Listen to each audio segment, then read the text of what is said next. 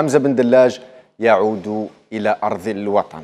هل تساءلت يوما عن هذا الجزائري الذي استطاع أن يصبح أسطورة في عالم القرصنة الإلكترونية؟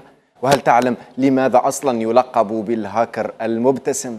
حمزة هو هذا الرجل، أحد الشخصيات الأكثر إثارة للجدل في تاريخ القرصنة على المستوى العالمي. قصته ليست مجرد أساطير كما يدعي البعض، بل هي رحلة مليئة بالتحديات والانتصارات التي ساهمت في تشكيل عالم الأمن السبراني. كيف لا؟ وقناة كانال بليس تتوجه لصناعة فيلم يروي حياته. كيف لا وهو المشهور في أوساط الديب ويب ويتخذه الهاكرز الأعلى مستوى في العالم قدوة لمن يمكن للهاكر أن يفعله. هو صاحب هذه الصورة التي يشبهها كثيرون بصورة العربي بن مهيدي. كلاهما تسبب بخسائر فادحة لقوى غربية عملاقة، وكلاهما ابتسم وفي أيديهما كما نرى حديد الاعتقال.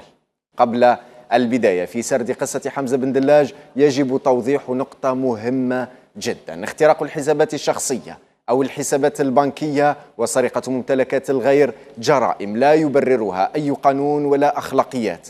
أما عن الاختراق الممنهج للمؤسسات الكبرى ومواقع الدول من طرف المجموعات الاحترافية المنظمة فذلك يدخل في باب آخر تماما يسمى بالحرب السبرانية العابرة للدول، وهنا يصبح الاختراق سلاحا يزيد من رصيد القوة في يد من يملكه.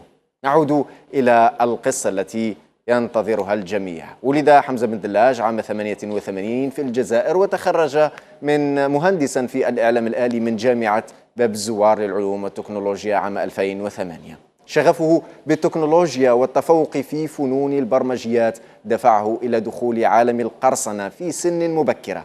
أظهر مهارات استثنائية بعدما عمل في مجال الإعلام الآلي والحواسيب لمدة وجيزة قبل التوجه إلى الديب ويب.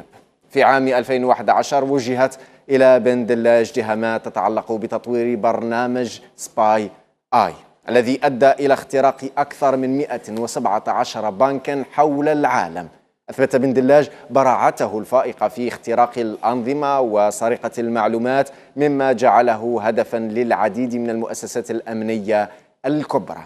لم يحقق فقط نجاحات فريدة، بل أثرى تجربته بكفاءة استثنائية في عالم القرصنة. عرفه الجميع باسم BX1. إذن بعد سنوات من الملاحقة تم القبض على حمزة بن دلاج عام 2013 في مطار بانكوك بتايلاند، هنا حيث كان في إجازة مع أسرته. لم يكن ذلك مجرد اعتقال حسبهم، بل كان بداية لرحلة جديدة أمام العدالة الأمريكية. سلم ووجهت عدة تهم له، وعندما اعترف أمام مكتب التحقيقات الفيدرالية كان ذلك بمثابة شهادة على تفوقه وموهبته في القرصنة.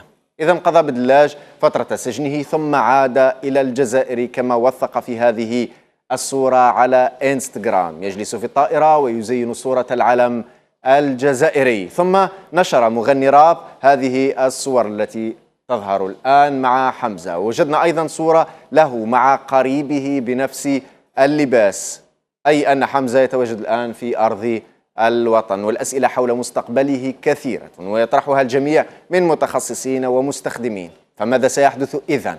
الجواب إن غدا لناظره لقريب. في التعليقات تقول سعاد أهم شيء يتأكدوا أنهم ما دارولوش غسيل دماغ، لأنه يتركوه ببساطة فيها شك. هذا من باب الاحتياط، لأن الوقت اللي رانا فيه ما يطمنش. محسن كتب: بعد كل هذه السنوات في السجن هل سيتمكن حمزة بن دلاج من اللحاق بالتطور الذي حدث في مجال الأمن السبراني والذكاء الاصطناعي؟ هذا هو التحدي الحقيقي. معاذ كتب: هذا لازم يخدم مع الدولة في الأمن السبراني.